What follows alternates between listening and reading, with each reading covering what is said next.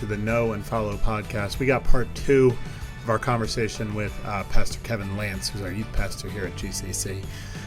We went platform by platform and we talked about social media, so you can have an idea of what's going on if your kids are on social media, or somebody you care about is on social media. And like I said, we recorded this about 3 weeks ago, so it's not exactly current with just everything, but it is current as of about 3 weeks ago.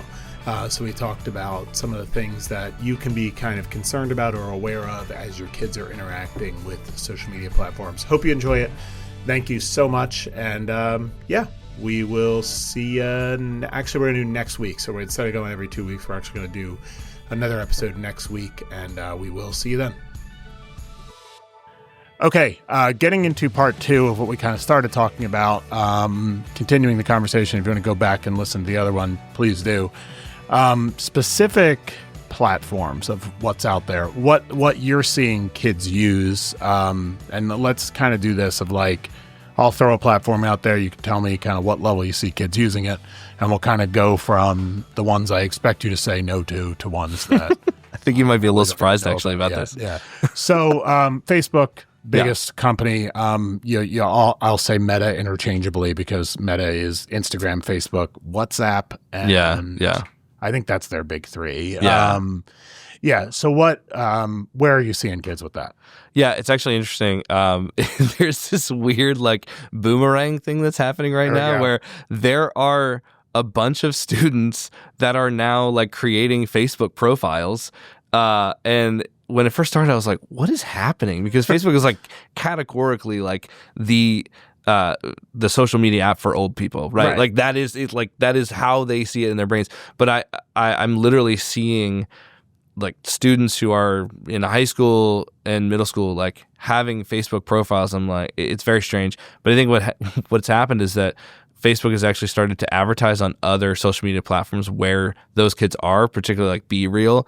Like I've seen Facebook ads on Be Real. I'm like, this is weird. And then I started seeing all these kids get Facebook accounts, and I was like, this is wild. So I don't think they're really using it as an app, but they're creating profiles, which is kind of a fascinating phenomenon. So right. I don't think it's I don't think it's something that they're interacting with in a significant way. But if we were to talk dangers of Facebook, it would just be misleading images or videos, right? Because I believe content-wise, pretty well restricted. You're not going to see. Yeah, so you're not going to really encounter illicit or pornographic material, to that extent. But there could be some, I would put in the category of like sensual things that you might come across, or like ads for other things. That's actually the thing that I've been seeing a lot is like random ads that are targeted for specific groups of people. For things that I'm like, gosh, this is weird. Like, right. And so that I think is the thing. And this is actually any app, even some games that kids play, like apps that they're on. That's one of the things where it goes back to our conversation before about just, being intentional about how our kids are interacting with the internet, because there are some game apps that you can then access like a browser through that app, or and you can sometimes do this through Facebook or through Instagram as well. So I think the biggest thing is the ads, and so just making sure that they're interacting with like inappropriate ads. But I don't know that there's a whole lot else that you would encounter on the Facebook platform. Yeah, and then there's the obviously there's the AI piece where they can interact with caricatures, or they can interact with like have a chat with John Cena or something, and obviously you'd probably know more about than I would. Honestly, just so the content of an AI chat, I do think it's important if your kid is on the internet to have a conversation about what AI is and what it's not, right? And really that they should be careful what they tell an AI and how seriously they take what an AI says back. I think as Christians, it's very important that we, and I'm not trying to take over, but I think it's very important that we don't use human language around AI. Yeah. It's one thing that I've been like hammering is like, it's not a he, it's not a she. Yeah. It's a mathematical, it's a spreadsheet. Yeah. That's how, and I know it's a bit more complicated. it's never going to be a person. It is never something you can have a relationship with. Right. Like, and I think like saying that to your kids is not Ludditism. It's just like, no, your value as a person doesn't come from your ability to relate or your ability to speak or your ability to express yourself. Your value as a person comes from you are created in the image of God. Yeah, absolutely. Right? Yeah, no, I think issues around personhood are important, right? It's important to understand what is and isn't, because it is very easy to think of like an AI program as like, if you can have a conversation with it, to think of it as a friend or helping, right? Yeah, and there are a few stories like recently, and even like there've been instances that I've heard about in schools where kids have begun an AI chat and then entered into realms of conversation that led towards like almost like relationship type stuff, or sensual sexual things that kids should not be allowed to interact with, and that's not appropriate for them. But that has opened up, in that world, and I think Meta is being called to the carpet for some of these things currently in Congress. There's some news reports, and so they are, I think, going to work on some of those things. But I mean, part of it too is they have an agenda around some of those things of that aren't necessarily don't have your kids in mind, right? And so just I think understanding that about social media apps is that most of them don't have your kid's best interest in mind, right? Or even yours, and so having that mentality going into it, knowing is I think helpful in some ways. So yeah, I think it's and it's like the line between like imagination and like understanding that it's like not real is, I think, like it's tough to navigate, because it really does depend on the kid too, because sometimes you'll have like a very creative kid who likes to like go totally into the fantasy world, and you feel like a jerk when you're like, okay, but it's not real, right? Like, you know what I mean? Right. But it's also like, yeah, I need you to know this isn't real, though. Right. Well, and I think too, again, like just that generational difference where, I might have, or my parents might have escaped into another world through a book and through a story where they're visualizing and creating in their minds this place like Narnia or Middle Earth. Like now, like kids are being given that or like fed that, or they can put something in and then it like is being spit back out at them, that there is just an element of it where it feels a little more real than it should be. Right. Than it should. And so I would say that would be the thing I would watch on Facebook, would just be like messenger interactions. Generally, board stuff or wall stuff. I'm not, is it called the wall? Timeline. I don't even know anymore. Timeline stuff I'm not broadly worried about. Instagram, kind of the same. Instagram, I think students interact a little bit more with, probably as they get into like high school age, it becomes more prevalent. There are some issues there with, I think like reels and some of the things that, cause like you'll be scrolling on, and see different people's posts, but then, you'll get a section of reels and, the algorithm for those things is, whatever you spend more time on, then just kind of gets spit back out at you continually. And so, that can create a rabbit hole of, content that's like, seems, somewhat fine, but then increasingly becomes more, central or directs you towards, other things. And I think particularly like, there are people who I don't even like to talk about this, but people who do things like OnlyFans, which is a pornographic website basically, and that they put Instagram. Yes, exactly. Yeah. They put their top of funnel content. Stuff yes, they put content that is Instagram safe,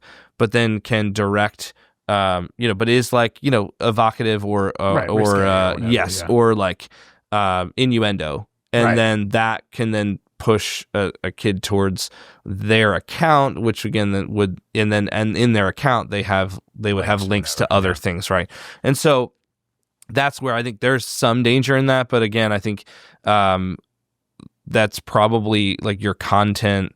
You can set content restrictions, I'm sure, for things or like age appropriate. I'm not sure what their parameters are, but that'd be, I think, probably the thing I'd be like, just what's their real content? Like, what does it look like? If they have a, or even some, like if they're seeing a bunch of gamer reels, where they're just like watching someone play a game, which, is probably fine. But then, what is like what are the things being said in that? There are some times where like our kids will be like watching a YouTube short or something like that, and like it seems fine because it's about Minecraft or a game, and then all of a sudden I hear a word, I'm like, oh, what is hey, hold on a second. Like okay, now we're gonna stop that.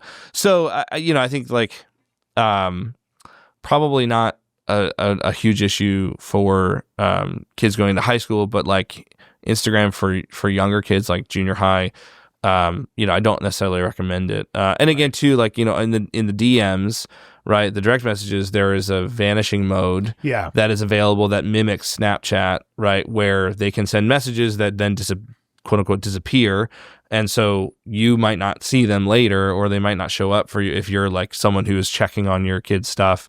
But you can see if it was on, right? I think, or no? I'm not sure, actually. Right, interesting. Okay. I'm not sure if that's. I don't know either. It's one of those things. If ever I accidentally turn. So as a parent, turn on vanishing mode for yourself. Text your significant other and see what it does. Go back in later and see what it looks like. Yeah, see what it does. Yeah, that's how you make that decision. Because I've accidentally turned it on sometimes, and it'll be like sent to vanishing mode, and I'm like, oh no, this person thinks I'm a weirdo. Right? Yeah. Like, oh no, stop that. No, I don't want to do that. No, thank you. Yeah, because that is exactly. So yeah, I think that, and two, like they can get requests from people randomly, right? And that's where the thing you're talking about, sextortion, like scandals, like that's where that comes from, right? Typically they get reached out on either Instagram or Snapchat. So I was talking to my sister about this because I shared that ESPN article that I talked about in the last episode with her, and she talked to her kids about it, and she has a 16-year-old daughter, and her daughter showed her message request, and she had like 75. Right? And she's a 16-year-old cheerleader, very much in the they target football players and cheerleaders, and like they're targeting popular kids, you know what I mean? And that, so very much in the type of people that these scammers target. So I think, okay, so we talked about TikTok because we talked about we talked about Instagram because we talked about Reels, TikTok. I actually don't know if TikTok has content restrictions. I doubt it. I honestly, like, just being very candid, like, I don't think there's any reason a student or teenager should be on TikTok. Like, I just think, yes, there is some funny content on there. But I think even from a spiritual standpoint, like, I've seen so many TikToks from like people who purport to be pastors and ministry leaders saying just things that are just absolutely untrue about the Bible, about life as a Christian, and just creating a worldview that is like not anywhere near what I would want my kids to experience or encounter. And so I just think TikTok generally, you have to be really intentional about training your algorithm. Yes, cultivating the algorithm so that it sends you things that are that are good for you. It literally is an app that is created to feed you kind of like the worst stuff that you're willing to take, I think, I don't see a lot of value in TikTok. Anything that's good on TikTok usually ends up on Instagram in a reel anyway, or a YouTube short. And so it's like, I'd rather see the stuff that can be good and just like the rest of it, I don't need to worry about it. Like, it's odd. It's so for those who don't know, when we talk about cultivating an algorithm, TikTok tracks how, like, it knows what video it's showing you, because it's a swipe based thing. So you swipe and it shows you something, right? And it's not really based on who you're following. It's basically based off of your habits around watching videos. So it tracks how long you're watching a video, and if you watch the whole video, it says, oh, that person likes that. We're going to show them more of that. So it's something where, I would say if like a young man was dealing with like temptation or trying to avoid kind of the worst parts of the internet, if you will, that's like, I don't even know what to compare it to. You know what I mean? It would be like it would be like a gambling addict hanging out in a casino. Like, it would just be like, or an alcoholic hanging out in a bar. It's just like a dangerous world. I think there is a genuine.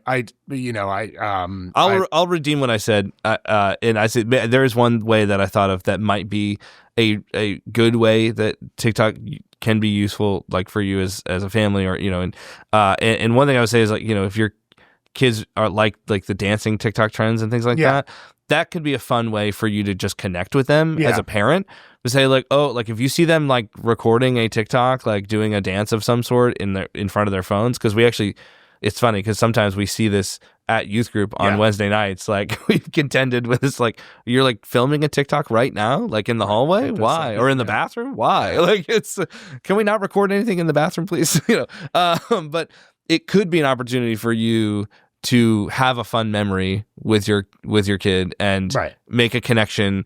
Just make be a goofball and make fun of yourself and just try a TikTok dance trend and like, make a video with your kid, and that could be a fun experience. Yeah, but. And I would say like I think this is a conviction thing, right? But I'm not against, like, I think with all these platforms we'll talk about, there's like, I don't think kids should have this, and then there's the platforms where it's like, I don't think adults should have this. Yeah, no, sure. Yeah, there's plenty of. Yeah. I don't think TikTok is all the way to the I don't think adults could have this. However, when I come across adults who choose not to be on TikTok, I'm not like, that's crazy. Yeah, like it's right. So it kind of exists in that middle ground, I would say, between like safe and normal and like kind of more extreme on this other side. Yeah. And that's where that conviction piece comes in. Like you just have to decide what is good for you and what is helpful for you in your journey and walk with Christ and for you as a family. And, if that's something that is definitely not, then you should get rid of it. And that's right? fine, right? And that's totally fine. But that might be different for me than it is for you and so on. So, So we talked about Facebook, Instagram, TikTok. Do you want to do Discord or is that we can talk about Discord. I don't so can I like really what it is know real what, yeah, please do. Okay. Yeah. So Discord is what would be called a chat server. So it was actually like one of the first internet concepts was what they call like chat rooms. And generally the way I see Discords kind of expressed out in the wild are a content creator, right? Whether it's a video game streamer or a YouTuber will encourage people to join their Discord.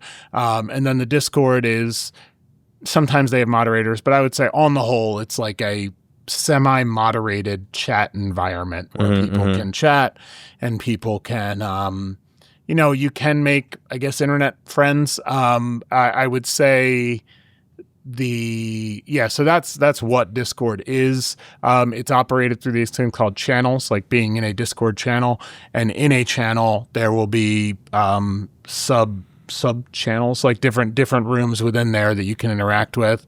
If you've used Slack, pretty much that. If you've used Microsoft Teams, it's not terribly dissimilar. Just imagine that like a little less with like the work environment. Is that, do you think, a fair description? Yeah. I think that makes sense. I think I've seen, my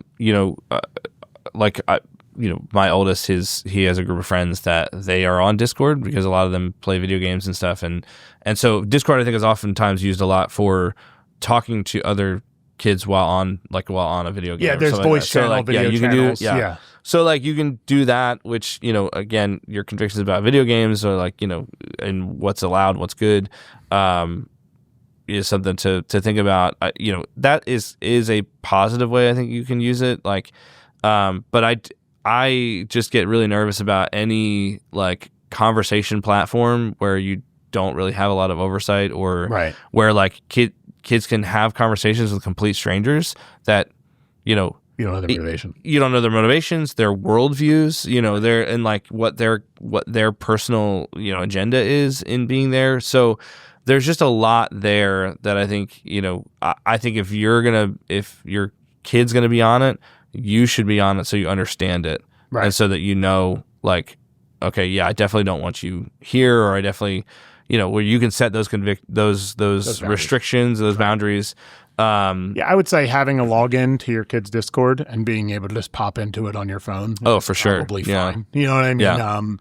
Yeah. Discord is one of those platforms where there's like a very innocuous version of it, and then there's also like the seedy underbelly. Yeah, it is really strong seedy. Like right. Discord is like, I hate to be like, alarmist, but Discord is also like where kids are getting like recruited into like really extreme ideology and stuff like that. And or like a young woman could be lured into meeting a man at a random place like without their parents' knowledge. Like these things happen. Right. They have happened for a long time.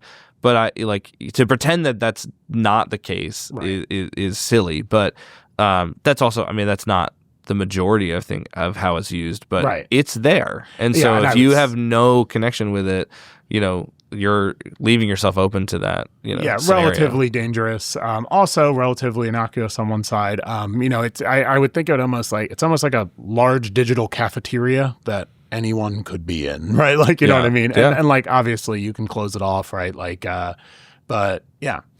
All right. So Discord, I feel like the next thing would be like Reddit, probably is like a Discord cousin. Sure, yeah. Reddit is simultaneously one of the strangest websites on the internet and one of the most helpful websites on the internet. If you want to fix your washing machine, Reddit is fantastic. If you want to access all type of illicit material, Reddit is makes that also possible. Yeah, I think like a teenager having like the Reddit app and being able to open scroll on it would be a bad thing. I don't really know what their like algorithm is in terms of like how they give content on a feed or a story or whatever. I don't really know how that works for them. I think like a lot of times if I look something up, like you said, how to fix my washer, like, and it'll or like I particularly for me is like we have a lot of plants outside that or like, oh, why is this tree dying all of a sudden? It's like, right. And I just type it into Google, and then usually there's someone on Reddit who has asked that question and maybe gotten an answer.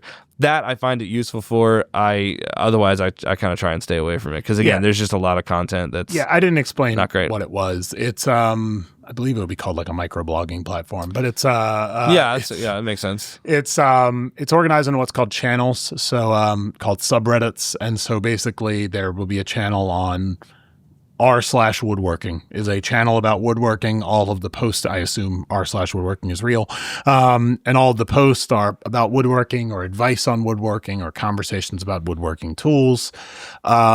And that exists, right? Then there's interest of shows, right? So if there's a lot of conversations around like the theories on a specific show, right. Or like if it's like there's a lot of mystery involved, they'll like, oh, what do you think is going to happen, or spoilers for things or whatever. Right. There's a lot of like culture conversations happening. There's Christian ones. There's there's atheist ones. If you just think of like anything. I think their motto is dive into anything, right? Like, so it's like anything you would want to have a conversation with someone about that is like an interest, you can probably do on Reddit, but that extends to everything. Anything you could possibly imagine, right? And like there have been cases where a Reddit gets too extreme and gets, delisted or deleted.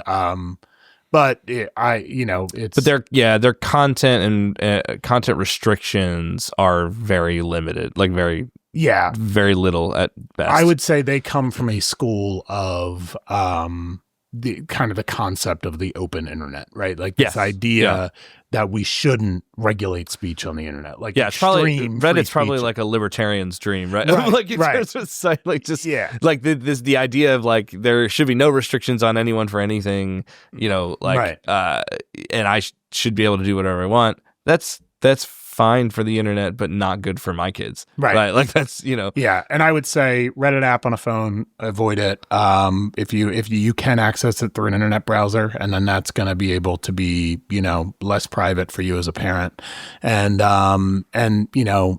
generally if they need it, it'll be there. If they, through like normal Google searches, I would say there's generally no reason for like a sub 18-year-old to be like living on Reddit. I mean, unless they're again, like you could, if you, they're building a PC, I guess. Yeah. Or like if you have like the ability to, or time to work with your students that like say if they're on a specific subreddit on a topic, right, that like you said, building a PC, or maybe they're rebuilding a 1983 BMW, and like there's like who knows, like, and I don't even know if that's anything, but there would be a car one. Like you could, and I think that would be a thing where you could use that as something you do together in terms of asking questions and like talking about like the responses and things like that.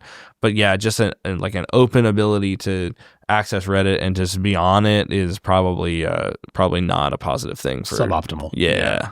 Yeah, because I would say even something that would seem like innocuous. So let's use an example of like if somebody's on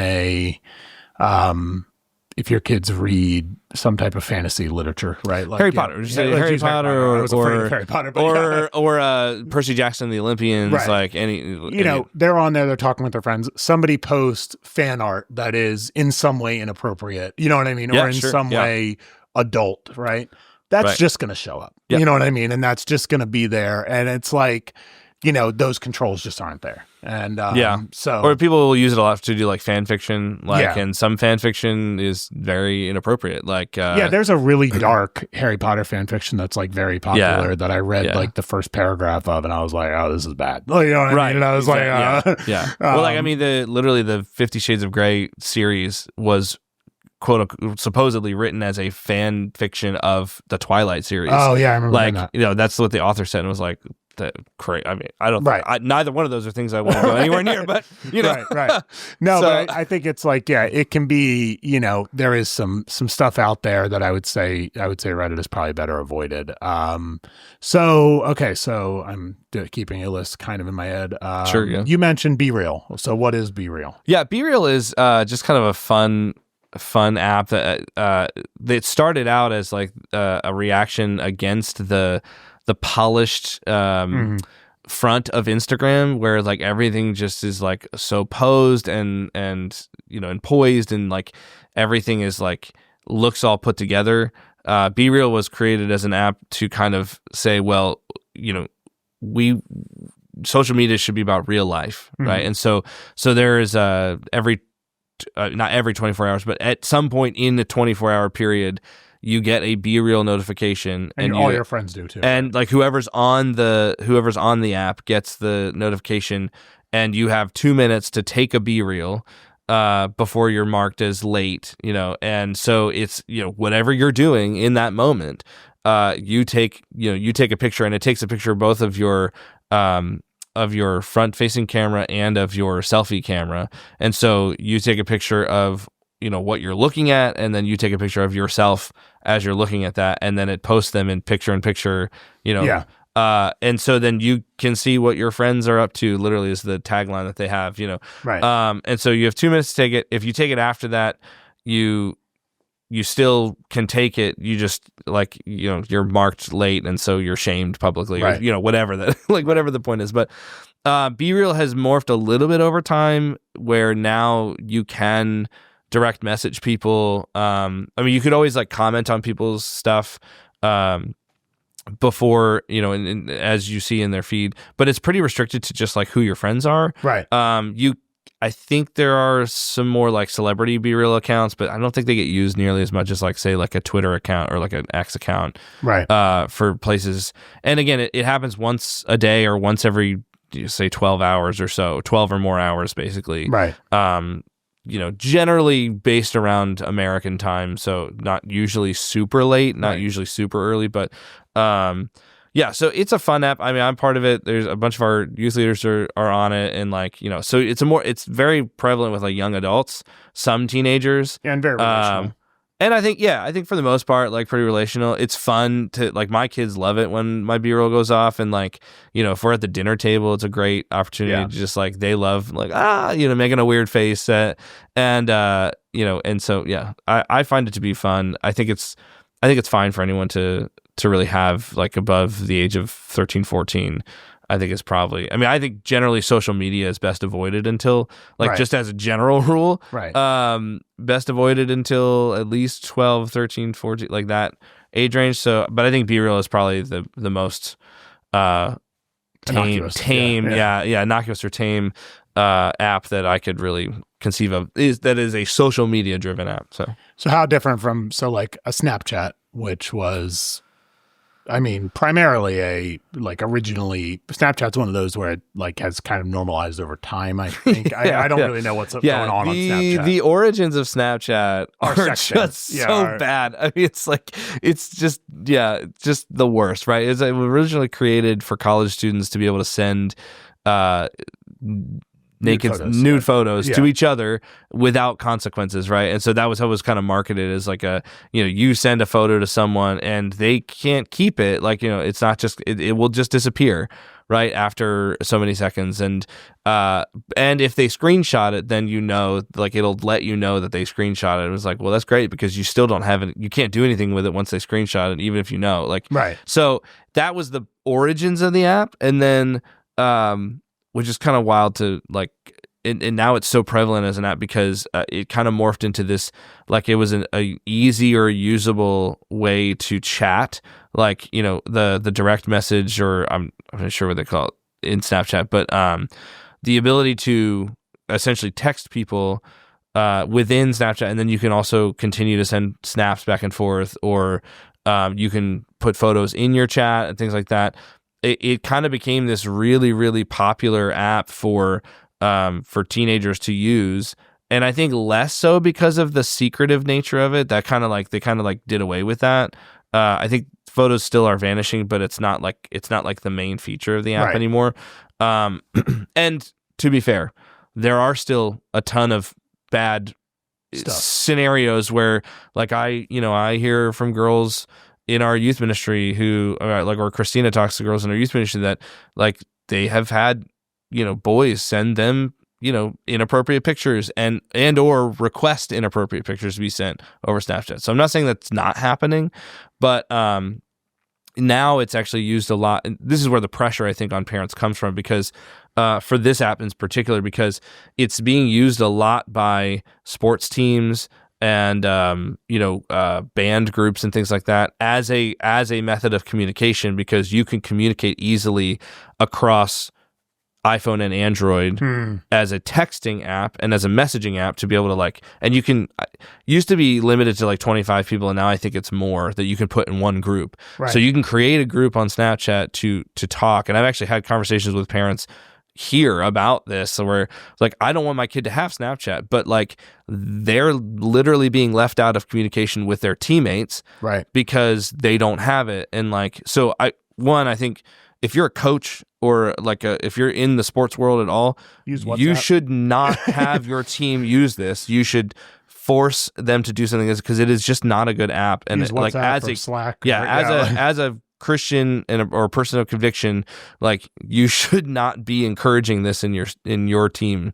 Right. I just think if you have the ability to make that decision, you should.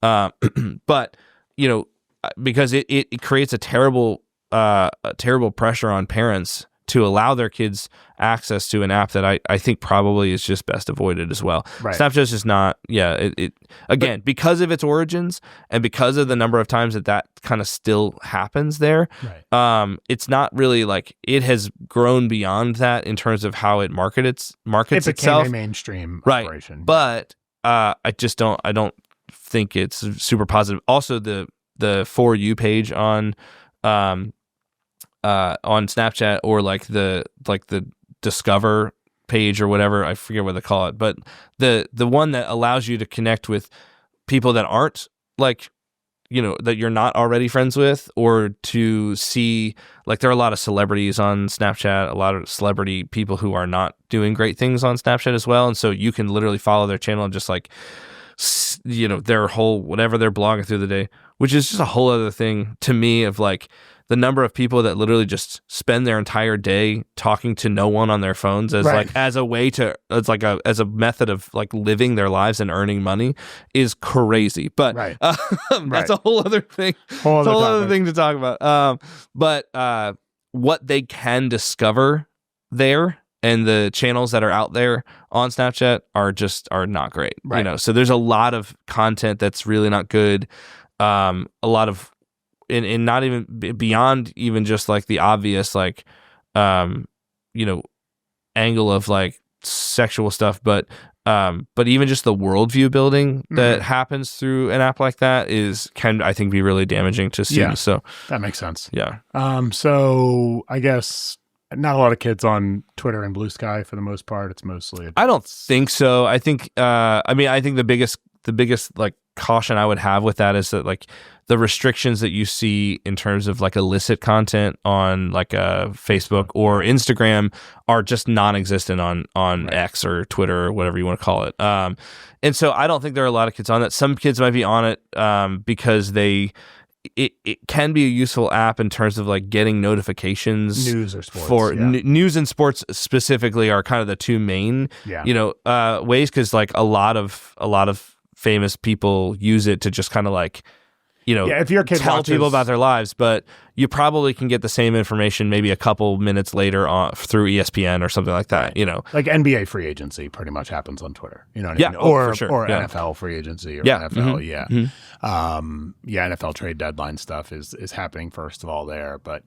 definitely not a need, I would say, and probably, And I would say, well, one thing is like specifically like Twitter has specifically connected itself to OnlyFans, like in terms of like, as an app, you can use your Twitter login to be a subscriber on OnlyFans. Oh wow, which is just like woof, not good. Right, right. So similar to the Instagram problem, right? As like creating a front door to getting on an app that you really, absolutely no one should be on. Is kind of a sketchy thing. So I would say the last thing, unless I'm forgetting one, would be like I recently found out that Steam, the platform where you download video games, has some like really grotesque video games, kind of in like interesting. I didn't realize this. I read there was a report recently around one of the parent family councils or whatever recently went after them because there was like I genuinely had no idea that you could get. Like, I knew you could get M-rated games, right? Like, I knew you can get, like, Grand Theft Auto level games on Steam. I didn't know that there was, like, stuff beyond that that can be bought and downloaded on Steam. So, Steam is a video game platform where you can download video games for your computer. I would say it's the only one I'm aware of. I'm not really a gamer, so it's not really like my area of expertise. I play Civ 6. That's my thing. I'm still working through Breath of the Wild. On so Switch, I play Civilization 6. It's a fun way for me to unwind, and that's the extent of my use of Steam. But I mean, if your kid is on there downloading video games and stuff, just be aware what's there. I think you could see the library pretty easily. I think there's probably ways to put filters in, and I would say for video games in particular, because I guess this is true for like PlayStation and Xbox too. I think like you should be the one in control of what your student. What games your student downloads and can play, and two, if you're someone who pays for like the I forget what it's called on Xbox. Xbox, like Game Pass for Xbox. Even I'm sure on Switch, the Nintendo Plus or whatever that is, like, if you are on those online platforms where you can play with other people, like there are a whole lot of just things I think that you should have more of a hand in where your kids are going and what types of games they're playing. One of the questions that we asked in our survey, we're trying to gather some questions for this, was is it okay to play shooter games as a Christian? And I think some of that goes to, again, your personal convictions as a family, and to like the age range that that your kids are, and what I would also screw down on what do we mean by shooter games, right? I think there's a a large realm of or a wide range of games, but it's like Call of Duty to me is like effectively paintball. You know what I mean? It's not like you're not seeing like heads explode or something like that. But then they're like if you did like what was the one they like Red Dead 2 or like or Assassin's Creed is one where it's like you're specifically like targeting people and like there's just a whole lot. I think again, if you're letting your kid play something, you should be informed about what's the purpose of it, and what the story content is, because there's some games that have some really bad story content in the in between. Like if they're playing the storyline or the campaign, could be some really inappropriate stuff, or some stuff that's like worldview shaping. Right. So like for instance, The Last of Us is a game that they made an HBO show, that's really highly acclaimed, and the main character, the girl who's the main character in that, ends up in a relationship with another girl, and so these are things that if you have convictions about that as your family, like I'm not sure that that's something you want your kid exposed to without having that conversation about it first. Right. You know what I mean? Or like at a them... certain age, you don't want them just like that becoming like a normalized thing for them. So treat it the way you would a movie. You know what I mean? Absolutely. Like don't just like throw it on mindlessly. I think one thing I'm thinking about recently is the popularity of K-pop Demon Hunters, right? Like we haven't watched it in our house. I don't know. I heard, but it was funny because I saw it and I was like, oh, that's weird.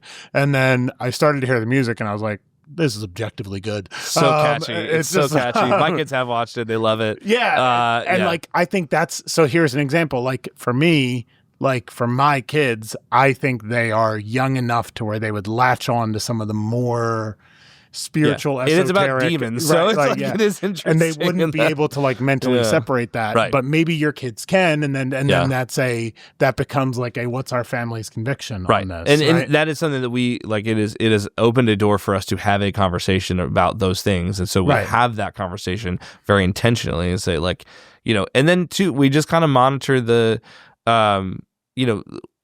how is it shaping our kids? Like, is it causing them to say certain things that we're like, that phrase that's not something that we should be saying around here, or that's not an idea that is good for you. And then sometimes you have to backtrack.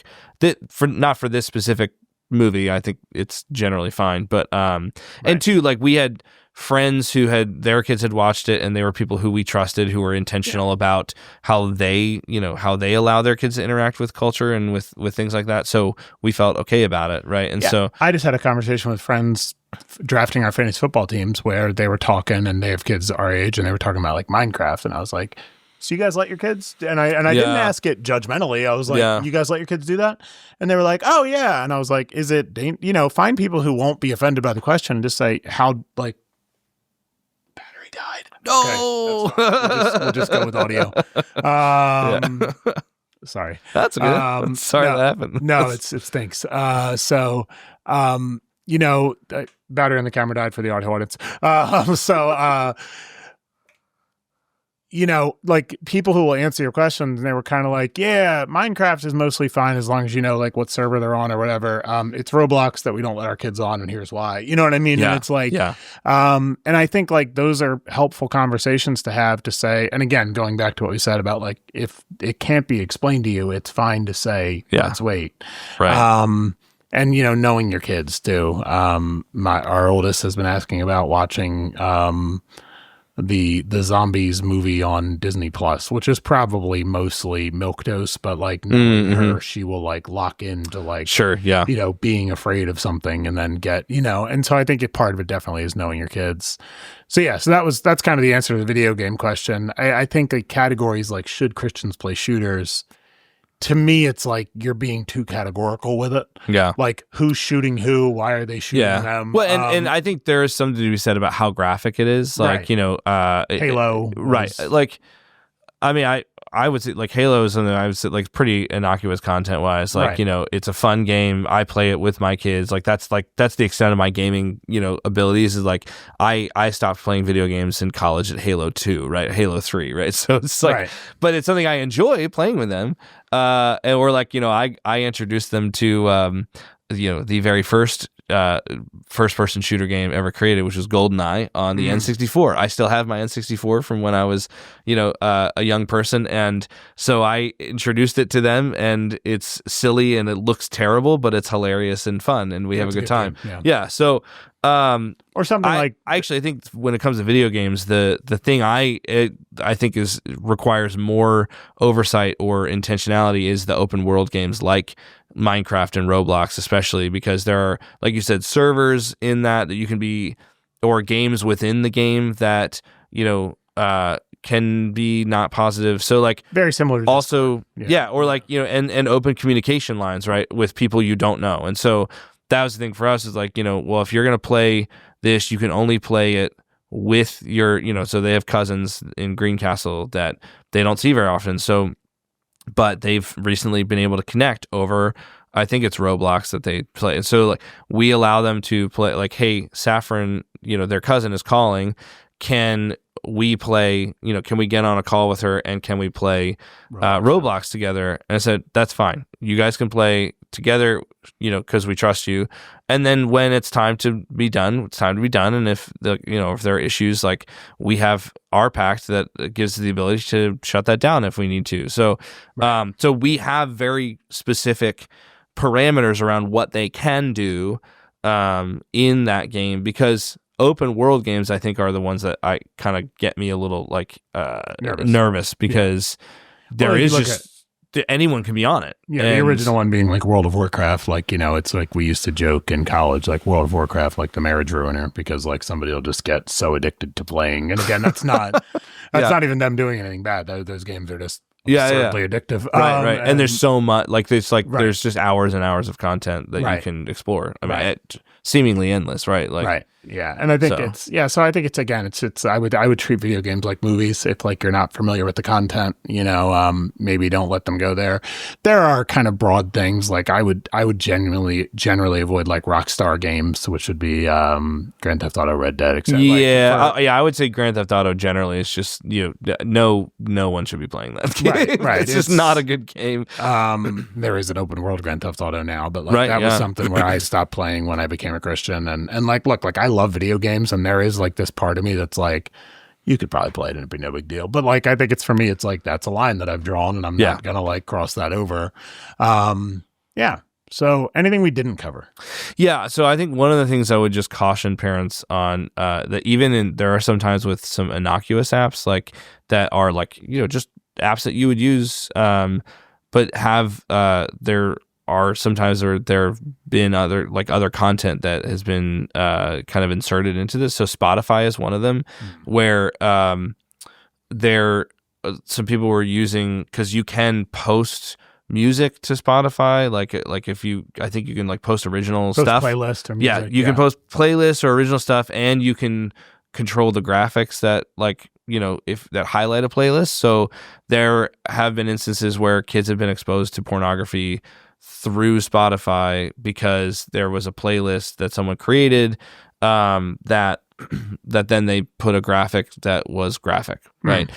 Or I think there's video content now on Spotify. There is, so people just like someone would upload a podcast to Spotify. People were at one point uploading. I think that they're like cracking down on that. I don't know what but that was something that was happening. So just there are like any time a kid is in a game, or like that's an app on your phone, or on Spotify, like there's gonna be elements there that are not going to match up with your convictions and match up with your like the content that you think is appropriate for them. So again, this is the part where it's really, really important for us not to just let our kids have freedom, complete freedom with no boundaries in these things, because and to be blissfully ignorant about those things, because to be frank, it's way easier to just not worry about it, let it roll, and just like like they'll figure it out, but usually it's not. Usually it's not okay. Decent chance it won't be okay. Or there is a good like you're just opening, you're increasing the chances that your kids, and I think this is particularly important for young kids, right? And if you have not had those conversations, or those conversations aren't appropriate yet for them, you're increasing the chances that they are going to encounter something that is not good for them, and that you would not want them to encounter. Right. So just be engaged, be in it, and and I would say ask questions. Like if your kid's on something and you don't know what the deal is, ask somebody who might know, or Google it, you know what I mean? And just try to figure out what's going on with it. You could even put the word Facebook, the name of the app, in the news and search for news stories, because that's true. Kids, Snapchat, and like you'll see news stories of ways that kids have gotten in trouble using Snapchat. You know what I mean? And there I think there are some really good tools out there.